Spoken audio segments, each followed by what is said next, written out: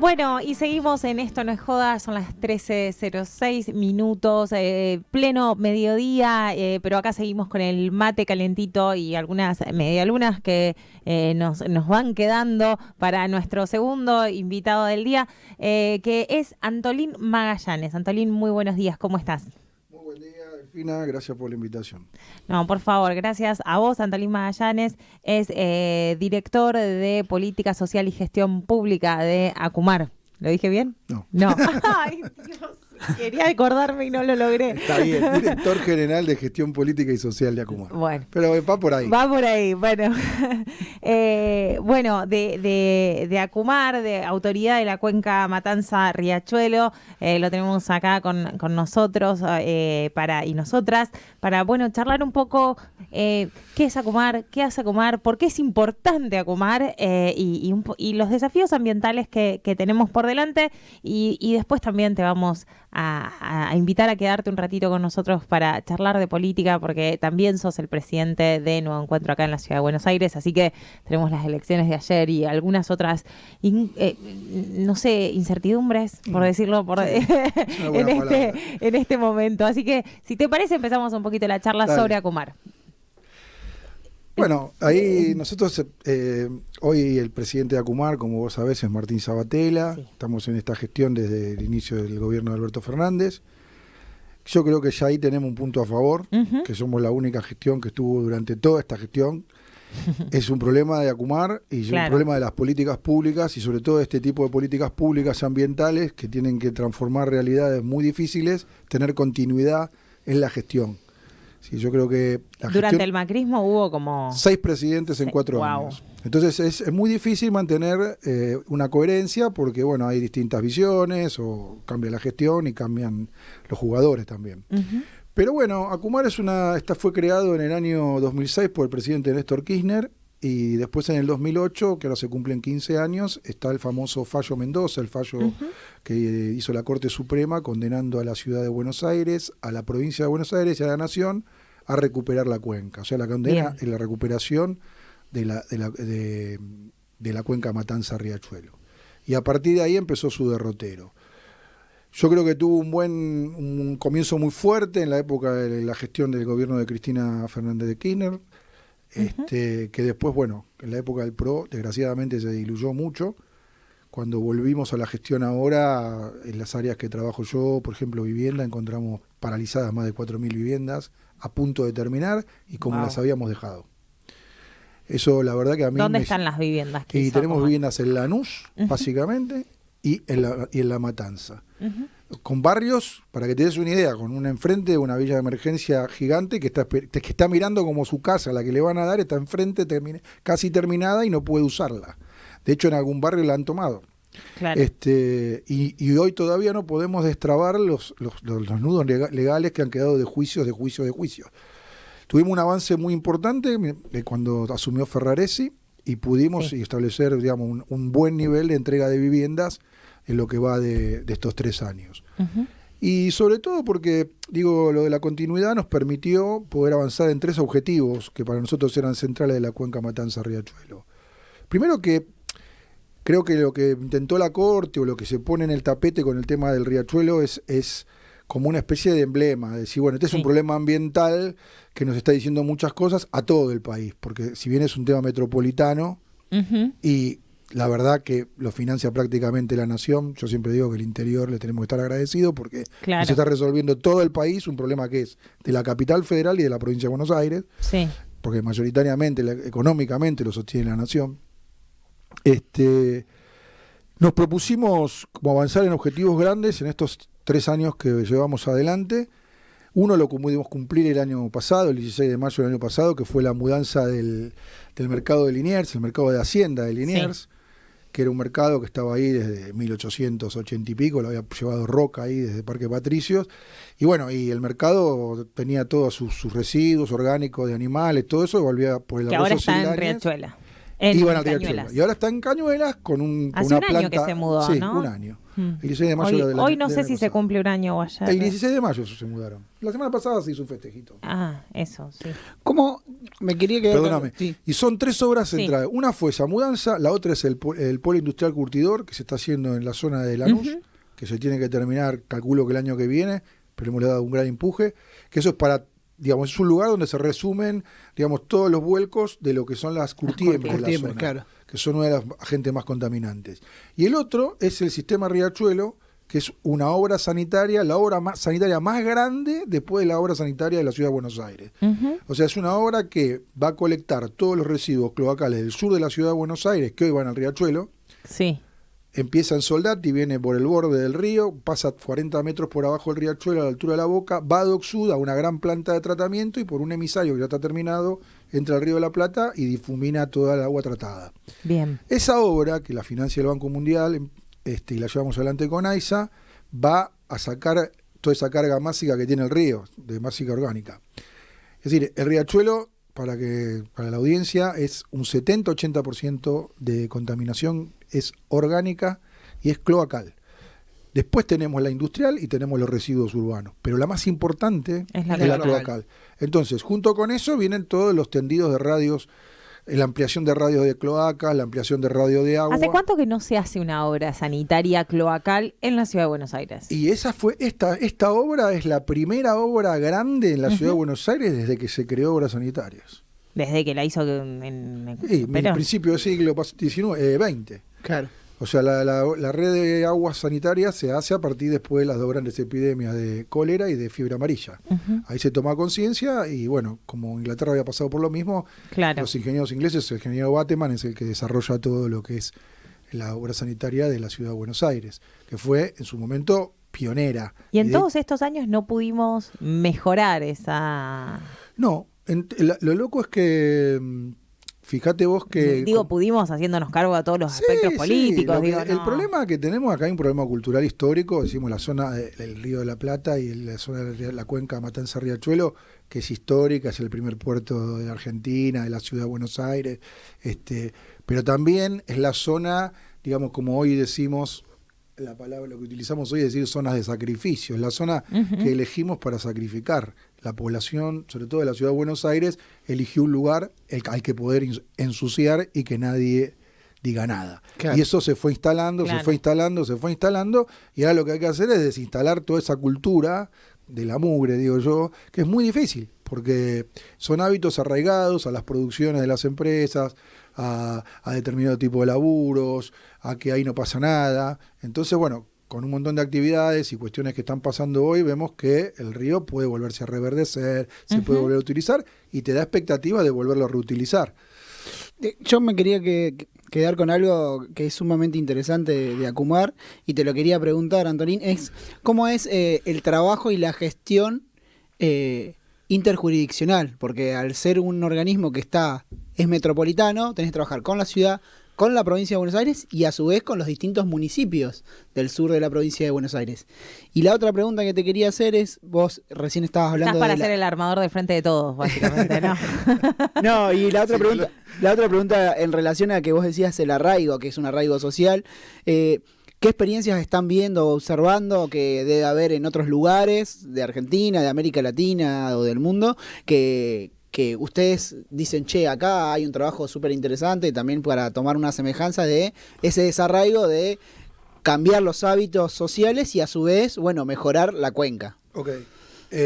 Con respecto a la primera pregunta, o sea, sí, Acumar, el primer desafío que yo creo, tal vez el primer logro, es la interjurisdiccionalidad, que no es fácil.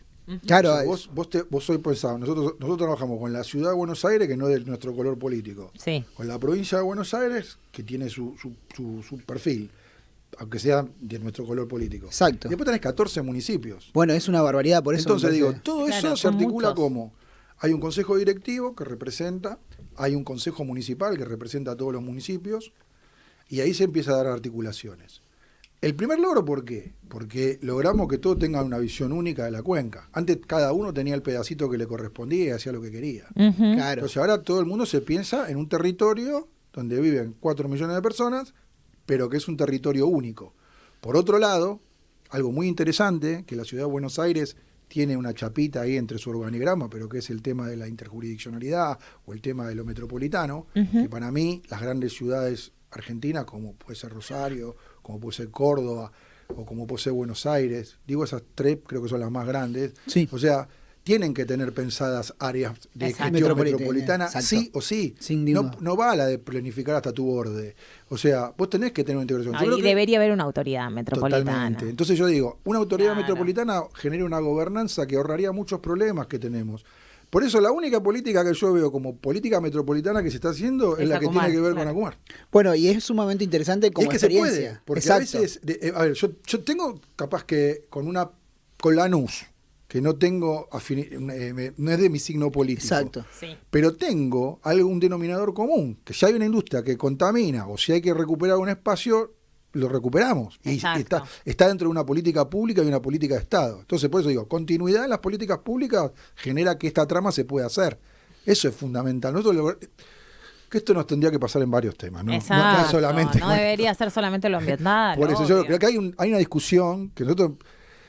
Yo hace poco vengo de una discusión en Europa, en Bruselas, por temas ambientales, de extractivismo, cómo ve Europa la región, la posibilidad de alianza con América Latina, porque obviamente quieren no depender tanto de lo que dependían del gas de los rusos, no estar tan cercano a los norteamericanos ni tan cercano a los chinos. Entonces busca una alianza estratégica con nosotros.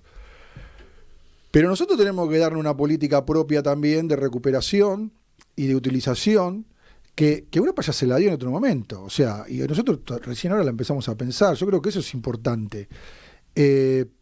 No me quiero ir, pero la otra pregunta que me hiciste era... No, que si habías visto o estaban observando algunas experiencias sí, a eso iba. inspiradoras. Entonces, una de las discusiones que yo planteaba en Europa era que yo decía, ustedes tienen los ríos, una ventaja. Históricamente, los ríos europeos sirvieron para comerciar y los usaron internamente. O sea, Europa se unió por los ríos. O sea, el Rin, el Sena, distintos ríos que la surcan, se fue uniendo por eso. Nosotros, nuestros ríos y nuestros puertos son de borde. Son de borde, son puertos extractivos, son para Exacto. llevarse materia prima. No tenemos integración teniendo cuencas como la del Orinoco, el Amazonas o el río o la del Plata. Y tenemos un continente bastante limpio, mucho más limpio que los otros continentes, con mucho menos emisiones que los otros continentes del mundo, y toda nuestra materia prima que hay que analizar. Entonces, yo creo que lo del Riachuelo tiene que oficiar como un ejemplo de no tener otra vez una zona de sacrificio así, sino como una zona, o las zonas que utilicemos, porque yo soy ambientalista, pero reconozco que en la situación que está la Argentina, nosotros vamos a tener que hacer políticas que tengan que ver con el extractivismo. Y el tema va a tener que ver con cómo lo hacemos. Claro. Cómo lo hacemos y qué nos deja. Claro. Y qué nos deja y qué le sumamos, qué valores agregados le sumamos a un país que tiene la materia gris, que tiene las carreras. Nosotros que tenemos, San Juan tiene los mejores geólogos, la gente que trabaja en minería. O sea, podemos hacer cosas bien y no lastimar la naturaleza, digamos, aunque haya que sacrificar. Pero también tenemos este ejemplo del Riachuelo que a nosotros nos viene a decir, ojo con esto, porque hoy nosotros tenemos Matanza Riachuelo, pero en la provincia de Buenos Aires tenés el Reconquista, tenés el Luján, tenés los ríos los ríos hacia Avellaneda, toda esa zona, y están todos mal.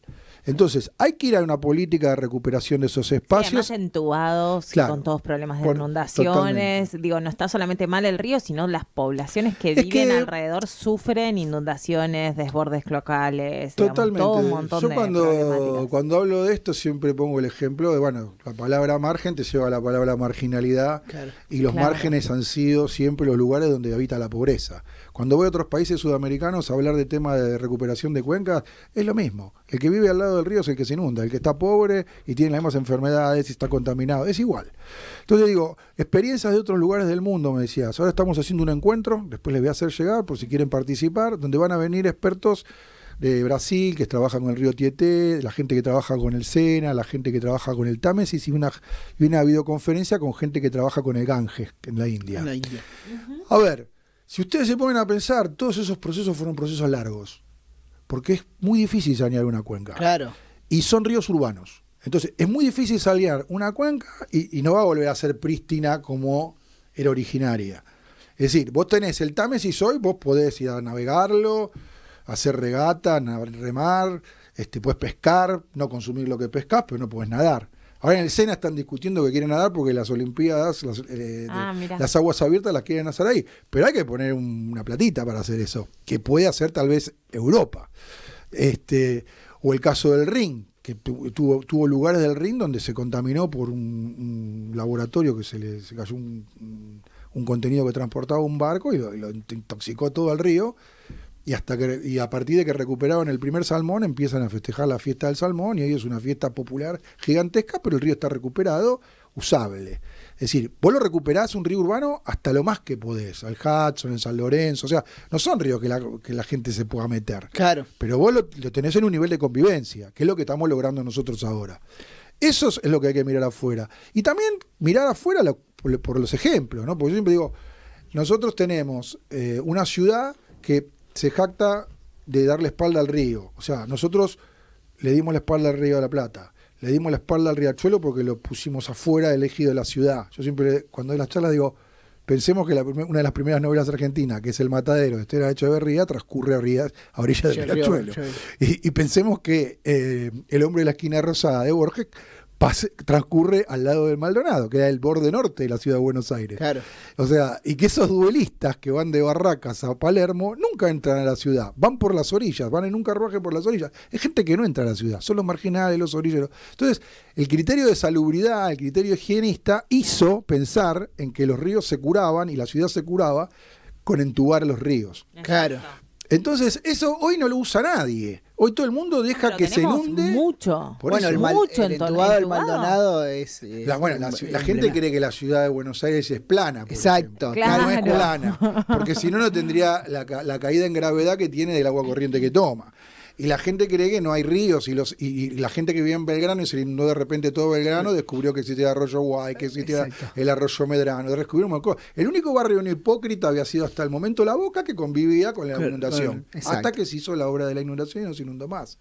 Entonces, hay toda una serie de cuestiones que tienen que ver, por eso el trabajo nuestro es muy integral, porque a veces te critican por un lado muy técnico nada más, pero todos los laburos son técnicos, pero nosotros trabajamos sobre un plan integral de saneamiento ambiental, que tiene desde la medición de calidad de agua, la limpieza, el tema de los residuos, el tema del control industrial, el tema de la salud, el tema del fortalecimiento comunitario de los actores que viven en la cuenca, el tema de la recuperación patrimonial, como el puente transbordador de La Boca, que invito a todos los oyentes que los días viernes de 10 a 16 lo pueden cruzar gratuitamente, hacen un circuito guiado por Avellaneda, pero eso también da cuenta de la recuperación del lugar, también la salud, la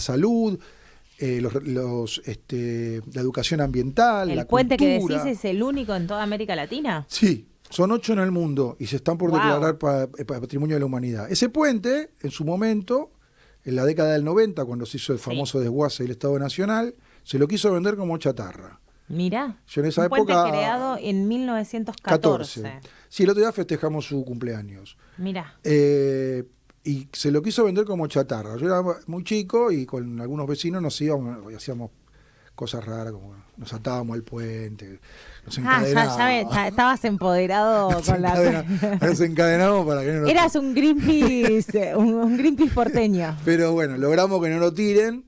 Y después tuvimos años peleando para que lo recuperen. Y tuve la suerte de, me tocó trabajar con esto y ayudar a recuperarlo. Pero lo que también vemos, para mi gusto importante hoy en día, es que hoy la gente está usando el río.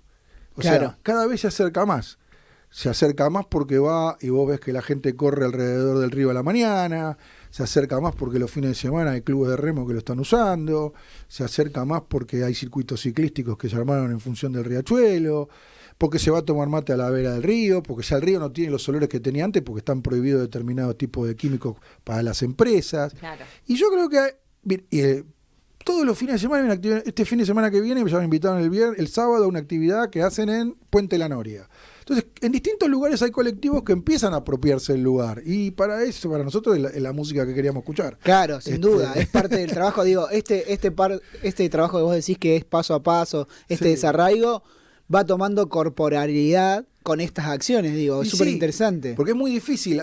Yo subo siempre al Facebook o a las redes la gente me manda fotos de cuando ve un atardecer. Estás declarando tu edad cuando decís que subís al Facebook, te quiero decir. Sí, es verdad, mi hija dice lo mismo.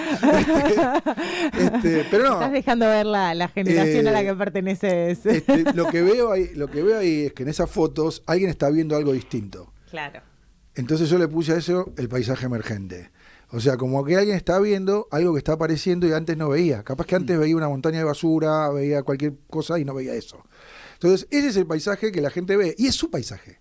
Entonces, es verdad que todavía no está terminado, pero ese es un piso que ya se logra, que es muy importante, porque la visibilidad del río que estaba tapado, digamos, hace que también se recupere. La transversalidad de las calles que lleguen al río hace que se recupere. Naturalizar la ciudad de Buenos Aires sería bueno saber que las calles llegan a los ríos.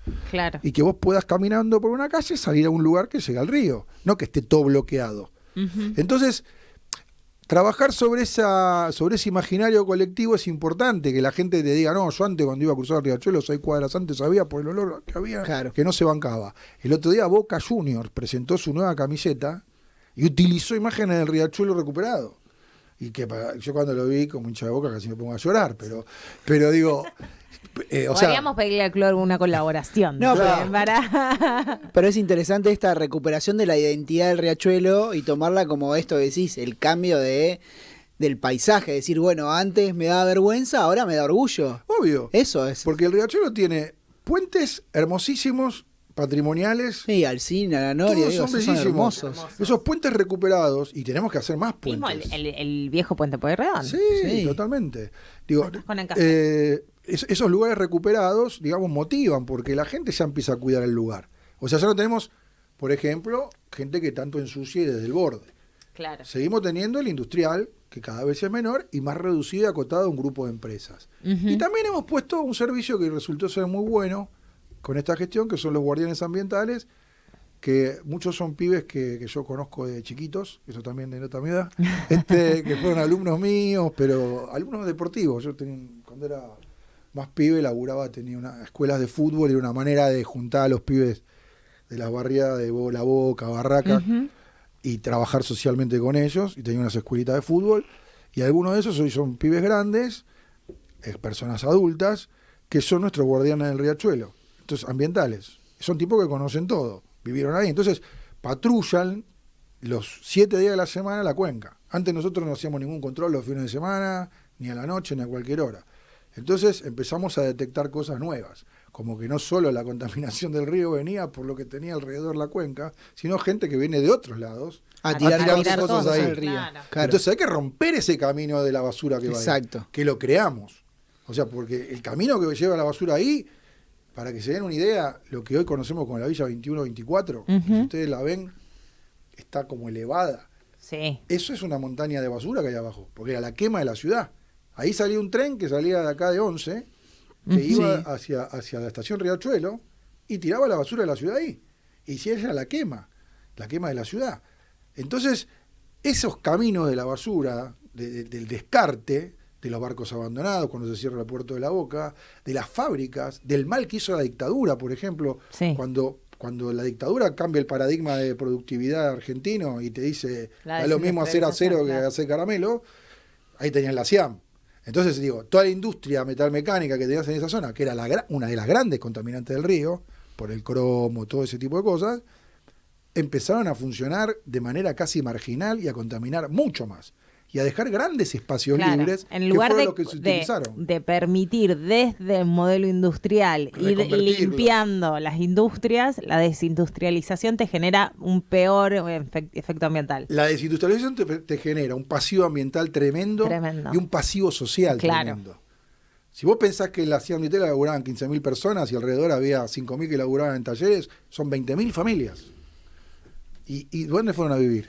Si te empezás a mirar los bordes del río y los encontrás. Sí, sí. No, Sergio cuenta que su abuela vivían en Dock Sur y trabajaban por ahí y se metían en su momento al Riachuelo, al río de Quilmes, Claro. y era toda una actividad también cultural. Sí, algo que también quiero destacar, trajiste mucho material y me parece sumamente interesante este trabajo multidisciplinar, También. multidimensional de pedagogía. Estoy viendo acá, cuentos para niños, material educativo para las escuelas. Digo, ¿cómo es ese trabajo? ¿Cómo lo pensaron? Eso es muy lindo.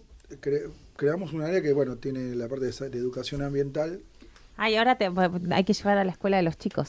¿Jardines de infantes Sí, también. van? Ah, bueno. Se han hecho cuentos para los chicos, de la Garza Carlota.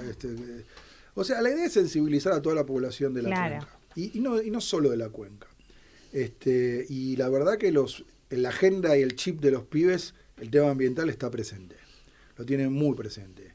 O sea, por afinidad, porque lo padezcan, pero se ha dejado de naturalizar.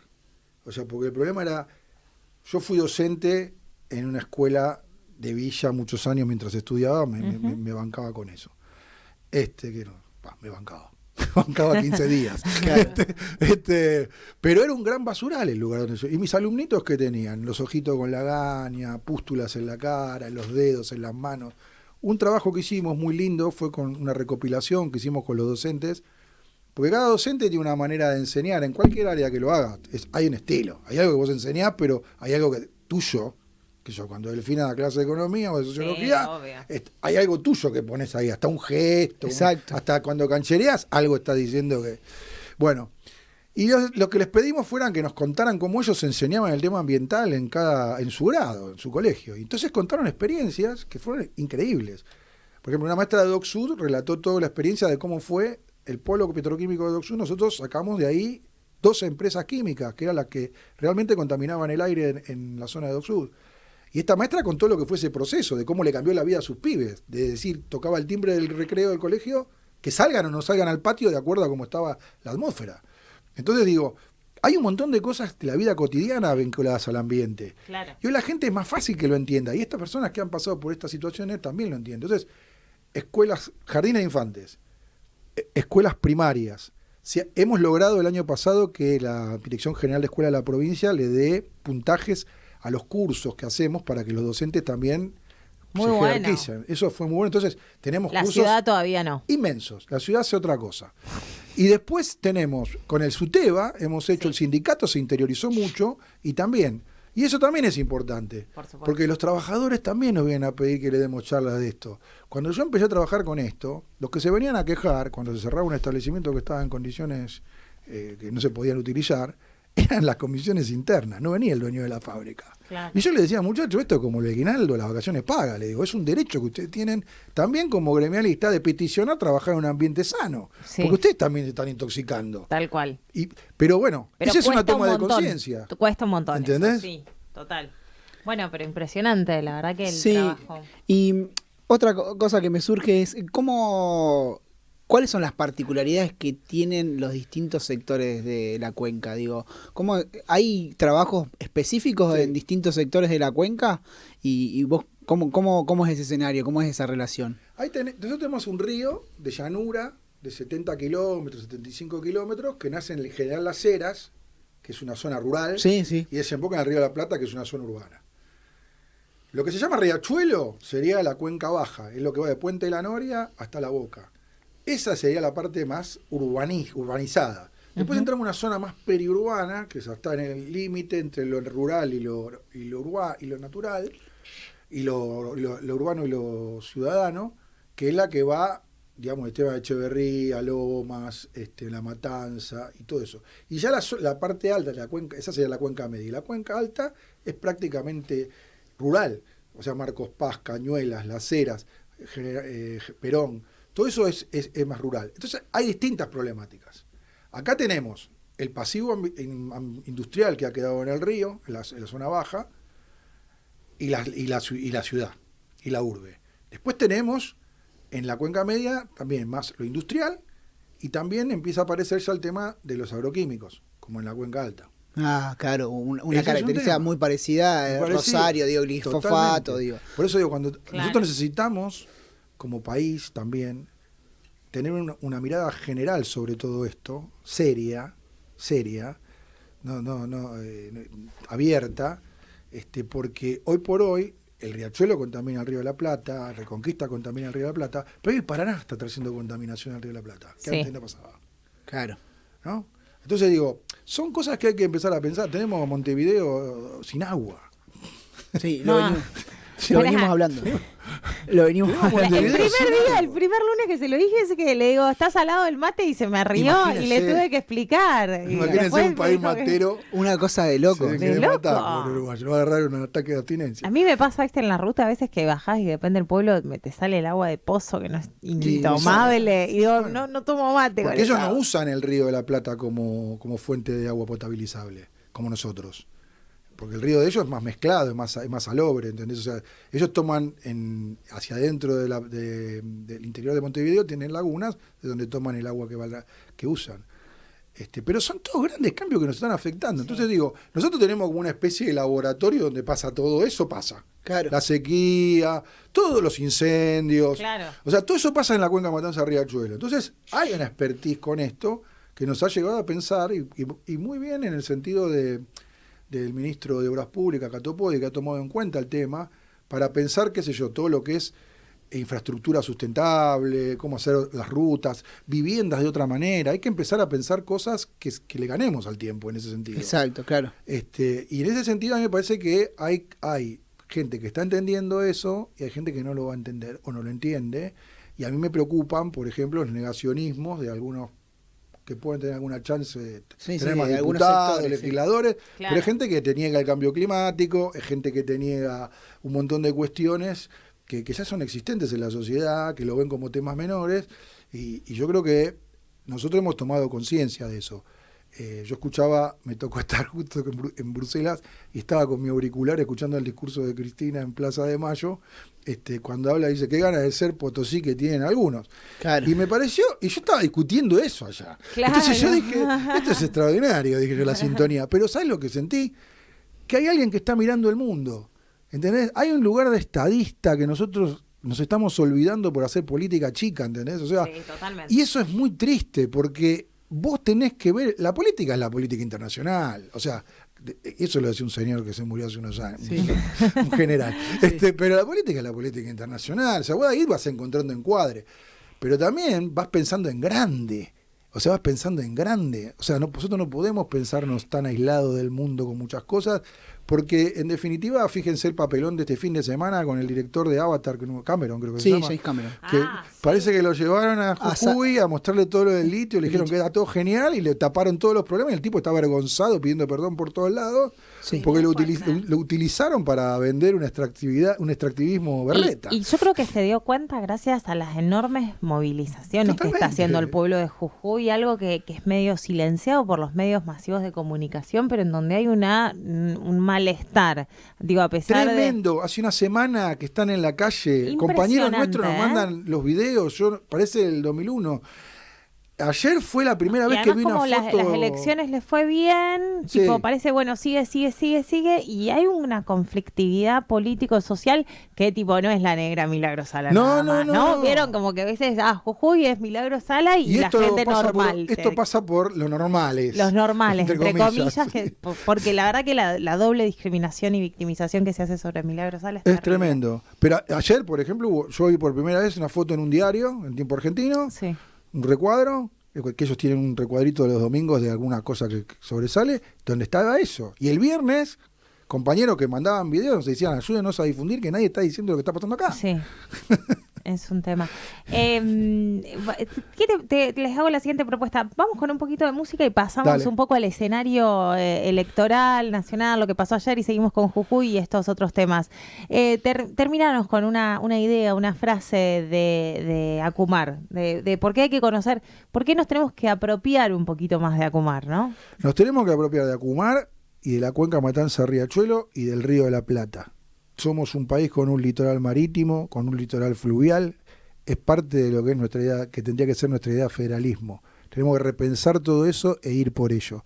Yo creo que la ciudad de Buenos Aires se tiene que refundar a partir de sus ríos, de recuperar sus ríos. Necesitamos una mística ciudadana, algo que nos una a todos los porteños, un lugar que nos recorra a todos, que entendamos que ese cambio climático que se avecina, tiene como principales aliados para ayudarnos ese río, que es el principal dador de servicios ambientales que tiene la ciudad de Buenos Aires, tanto el riachuelo como el río de la Plata. Por eso hay que cuidarlo. Gracias, Antolín Magallanes. Vamos con un poquito de música, pero te quedas acá con nosotros. Estás escuchando Esto No Es Joda.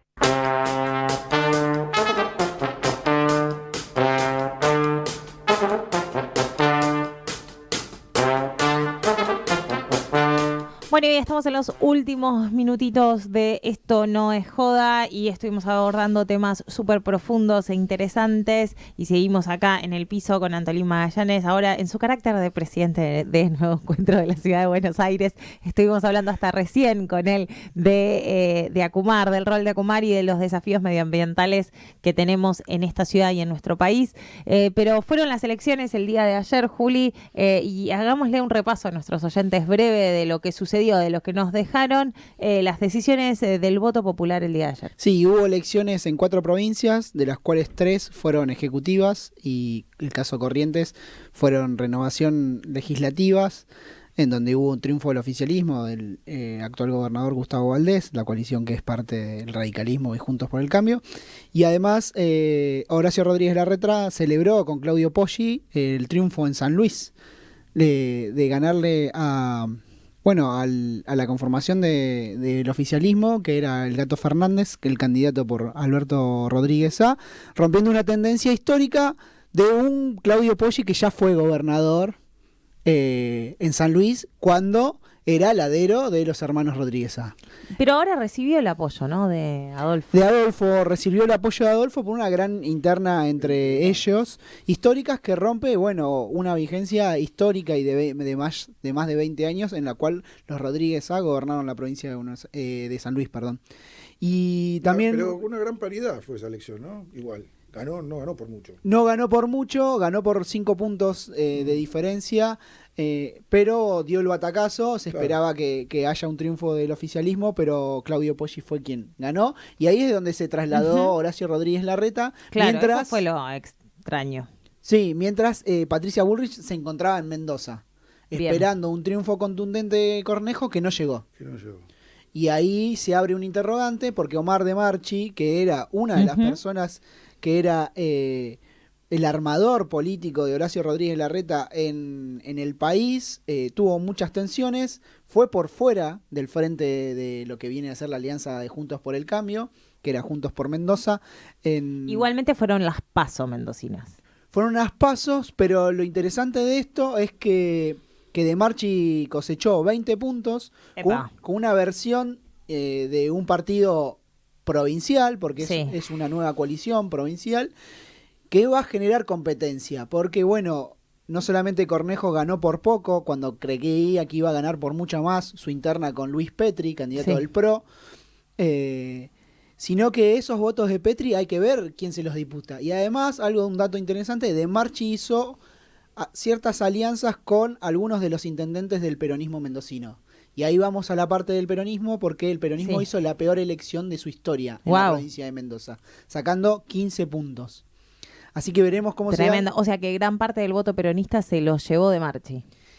Se entendería. Se entendería que el acuerdo es ese, por subyacente, obviamente, pero se evidencia en lo que fue el marco electoral que se realizó en la provincia de Mendoza. Así que veremos cómo se van a dar las cuestiones en las elecciones generales que van a hacer en Mendoza. Y en el último caso fue el triunfo contundente de Osvaldo Jaldo en Tucumán. Impresionante. Que ganó 30 puntos de diferencia. Sí, ¿y la ciudad cómo quedó? Estaban ahí disputándola, ¿no? Sí, Alfaro estaba ahí al límite, estaba muy cerrada la elección de San Miguel de Tucumán, estaban con el último comicio todavía. Que la gobernaba el PRO, Cambiemos. Exacto, sí, Gustavo Alfaro, que es también un disidente del peronismo que estaba junto con Cambiemos. El dato más interesante también que nos dio Tucumán es la pobre elección de Bussi.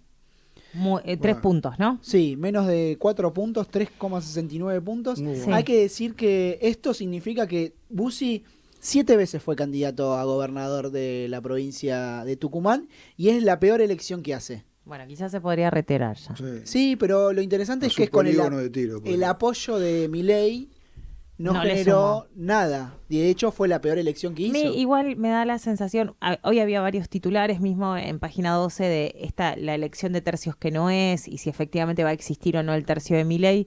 Y ojo, mi sensación es que se están votando muchos nombres propios independientemente de las marcas electorales. Sí. O sea que tenemos una descomposición, por lo que vengo viendo en las políticas provinciales, hay una descomposición de la política que hace que se vote más el nombre propio, lo que conoce o no, lo que se conoce o no ese candidato, más que la marca electoral que lleva detrás. Yo coincido y creo que hay el nombre propio y también un marco de alianzas que se recompone, porque ya han ido y venido en 40 años de democracia en muchos casos, que se conoce, caso de Figueroa, ¿no?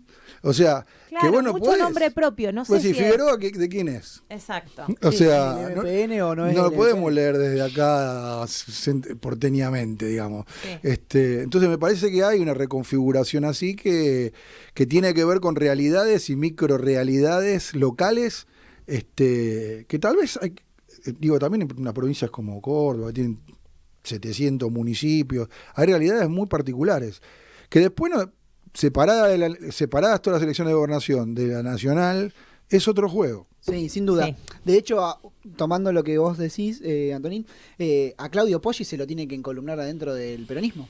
Claro. Digo, entonces son distintas vertientes. Sí, del por eso peronismo, como digo. que desde Juntos salieron a festejarlo a Poggi, pero Es que no lo festeja- queda... Larreta festeja a Poggi porque también le refuerza su tesis de ampliar juntos. Claro, de ampliar con Y ahí Schiaretti. es cuando colisiona con Patricia Bullrich. Pero Entonces, también a él, es un escenario muy eso interesante. es cierto y también le sirve en el sentido de a donde fue a buscar el triunfo Patricia Bullrich, holgado y generoso, no se le dio. Exactamente. Que fue en Mendoza. Por eso también ahí está, se avisora y se deslumbra mucho más la interna de Juntos en estas dos Y la posiciones. interna también radical, ¿no? Entre Cornejo y Lustó. Es que hoy en día, cómo se da el escenario, el radicalismo estaría abonando más a la teoría de Horacio Rodríguez Larreta, en tanto con En la amplitud. Lustó en la amplitud y Morales, digo, porque ahí también sale muy bien victorioso, porque además se consolida sus provincias como Jujuy y como Corrientes. Ahora, Entonces, al próximo jefe de gobierno que ellos dicen, a Jorge Macri, no lo estamos viendo, ¿no? En ninguno Nada. de los triunfos. Nada. no se ha visto. Está guardadito para jugar solo con Sí. el apellido, pareciera. Sí, sin ni y- siquiera pisarse en una entrevista, ¿vieron? Nada. ¿Vieron? Es como la tesis esa de cuanto menos hables mejor. Es que está en ese plan, yo creo. La verdad que, primero que es vergonzante que lo que pasa de alguien que estaba en gestiones en la ciudad de Buenos Aires siendo todavía intendente de la ciudad de Vicente López, ¿no? Claro. Eso para mí es algo increíble. La verdad que la ciudad de Buenos Aires se ha transformado en un lugar que digamos que no está cumpliendo con lo que realmente quisimos muchos cuando tuvimos una estatuyente para que la ciudad tuviera una representatividad política para los porteños y porteñas. Y yo creo que ese es un tema a mirar seriamente, porque es como el lugar, es como un bastión para hacer política para el país, que para mí es Claro. horrible, Horrible, sí. horrible, porque yo creo que El también, ojo, esta fortaleza de los localismos en las provincias para mí debe tener que ver con esta Con el exceso antiporteñismo. de porteñidad en todos lados y que te podés ir a postular donde quieras. Sí. Sí, son como legislaciones, o sea, reglamentaciones muy laxas a veces que generan que el candidato conocido o algo que es porteño pueda moverse por Pero otro eso habla lado. también de la política como perdió peso orgánico, porque Exacto. Exacto. ni loco se iba a venir a presentar acá un tipo que era intendente de Vicente López, o viceversa. Pasa que es la política líquida, ¿no? En la Totalmente. modernidad líquida, en los medios de comunicación, en los 30 segundos de TikTok, así estamos. Me gustaría preguntarte en los últimos minutos cuáles son ¿qué te gustaría que suceda en los próximos meses? ¿Qué tenés ganas de militar? Entiendo que es para ganar, para conservar el gobierno nacional, pero ¿qué te gustaría militar? Esa es mi pregunta. A mí me gustaría militar un proyecto de país, o sea, un poco lo que estábamos hablando antes. Yo creo que tenemos grandes puntos de coincidencia. Me parece que dentro de lo que es el Frente de Todos, esos puntos están. me parece que estamos mirando una cuestión a veces muy armados, muy chicos, aunque sean espacios grandes. Sí. Pero la visión es de armado chico. Sí. Yo creo que... El chiquitaje político. El chiquitaje. Yo creo que tenemos que armar... La gente está esperando a alguien que le dé un mensaje de esperanza, que le diga que vas a solucionar cosas, con qué las vas a solucionar, cómo las vas a solucionar. Y yo creo que hay gente, tenemos los cuadros políticos, tenemos esa gente que lo puede salir a transmitir y a militar. ¿Y a quién te gustaría votar? Porque también no lo estamos diciendo, pero el dato de color del fin de semana fue el gran congreso que hizo el Frente Renovador el día sábado, donde Sergio Massa también habló de una posible, de su voluntad de poder enfrentar una PASO. Sí, algo que es novedoso porque venía diciendo que no iba a ser candidato. Sí, bueno, yo... Se habló de unidad, pero habló de PASO y dejó entrever que va a ser candidato. Sí, yo, a ver... como vos sabés, vengo trabajando como mi partido con el tema de que Cristina hubiera querido ser la candidata. Yo creo que ya hayamos escuchado lo que hemos escuchado y lo que escuchamos también, si lo escuchamos bien, creo que tenemos una conductora política. O sea, hay que entender que alguien va a conducir políticamente. Claro. Y eso es importante para mejorar un nivel de una coalición. Saber que la coalición es una manifestación de una realidad política que tiene una conducción política. Y dentro de eso yo creo que hay que abrirse al juego de la política. Tenemos que abrirnos al juego de la política. O sea, yo creo que lo que planteó Massa a mí me sorprendió también, lo de las PASO, ¿no? Porque veníamos como que soy unidad, sí. o sin PASO. Pero yo preferiría, sinceramente, tener una lista de unidad. Sinceramente. Creo que nos daría mucha ventaja en avanzar. Qué sé yo, después si es por personas, nombres de los que quedan jugando, me gusta mucho Axel, pero también a Axel no le podemos pedir, yo no le podría, no sé quién, para decir, dejar la provincia de Buenos Aires, que está haciendo un excelente trabajo, claro. Y que es difícil, porque yo creo que si él sale fortalecido de un próximo mandato, tenemos una continuidad para pensar en un futuro muy grande. Así que yo creo que lo que tenemos que ponernos es a pensar en ese proyecto y aprender de nuestros errores de coalición actual. O sea, aprender mucho de nuestros errores de coalición actual. Yo no, por suerte no veo tampoco animosidades muy fuertes entre las cabezas, el Chivo, Scioli, Massa. Veo que hay un cuidado. Sí, quizás lo más violento estaría siendo el enfrentamiento que encabeza Tolosa Paz con sí, algunos sectores. Yo creo que hay un que sector... tampoco tiene mucho sentido. Yo tampoco entiendo la vehemencia. ¿Por qué tanta vehemencia? Hay una vehemencia ahí de algo que es como muy prefabricado. Tal vez esté ahí la vehemencia, en que a veces uno sobreactúa algo que lo mandan a hacer. Y eso me parece que es lo único que tenemos que estar haciendo ruido. Sí, eso es cierto. Me parece que a pesar de lo aparentemente desordenado, es verdad que, de hecho lo vemos en la gestión, que hay continuidad en la gestión, que el corrimiento de Alberto ha permitido también que se sigan inaugurando obras y proyectos y el acompañamiento a los gobernadores, que creo que se está transitando con mayor normalidad de lo que muchos mismos esperábamos a principio de año, ¿no? Así que quedan poquitos días, 2 semanas más para el cierre de listas. Digo, y a pesar de no tener un candidato, una candidata, yo creo que hay más orden, como bien vos decís, que desorden, y mucho más orden dentro del Frente de Todos que lo que vemos en la oposición, claramente. Sí, eso para mí está muy claro. Yo creo que la oposición tiene un desorden. Y sobre todo tiene un desorden a nivel de lo que van a hacer, porque es que es eso. ¿Viste lo que que a veces van a hacer no es lo mismo lo siempre que dicen todos. Claro, siempre nosotros decimos a la derecha lo ordena el modelo de país y a nosotros nos desordena eso. Sí. Y acá me parece que es justamente el contrario. A nosotros nos está ordenando el proyecto de reindustrializar la Argentina y que ese desarrollo sea con equidad social. Eso nosotros lo estamos entendiendo afortunadamente, y como decimos, la derecha no. Y no es lo mismo Milei que Bullrich, ni que Larreta, ni que Macri. Yo creo que y que Jorge Macri. Claro. Yo creo que no son, no representan lo mismo, ninguno de ellos. En ese sentido, yo creo que, teniendo en cuenta estas realidades regionales, provinciales y todo eso, yo creo que hay algo de Milei que todavía no apareció en las provincias, no existe. O sea, tal vez aparezca más en lo metropolitano, en la ciudad de Buenos Aires, pero creo que también es una oportunidad. O sea, no sé, si es de tercios, si él crece en esos lugares y baja el Cambiemos, tal vez a nosotros nos dé para sacar 10 puntos de ventaja. Bueno, eso sí que es optimismo. Antolín Magallanes, muchísimas gracias por haber venido al piso hoy acá en tu doble rol de presidente de Nuevo Encuentro y también de autoridad de Acumar de la Cuenca Riachuelo Matanza. Juli, feliz cumple de nuevo. Fue el cumpleaños ayer. Feliz cumpleaños. Bueno, muchas gracias. Gracias a todos y a todas. Nos vamos porque ya estoy un minuto afuera de mi tiempo. Nos vemos el próximo lunes en Esto No es Joda. Chau.